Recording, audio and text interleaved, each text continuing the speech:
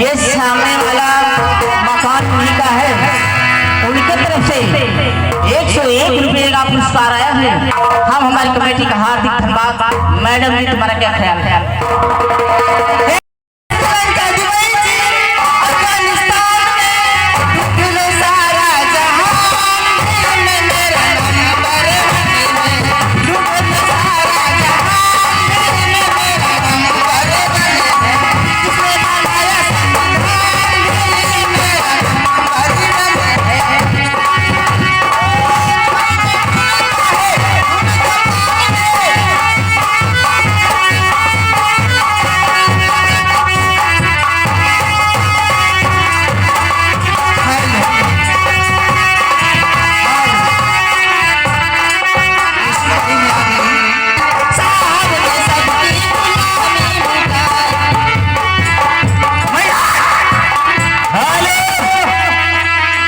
रमेश कुमार भारती ग्राम केशवपुर, उन भाई साहब की तरफ से 51 रुपये का पुरस्कार।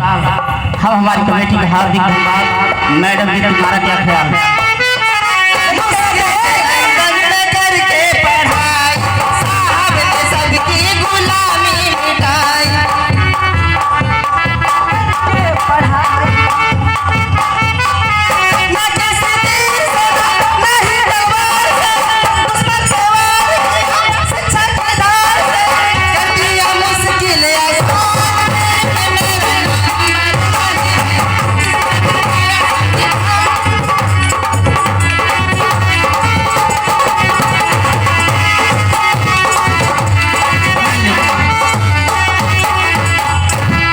ये अगले माननीय मायाराम यादव भाई साहब की तरफ से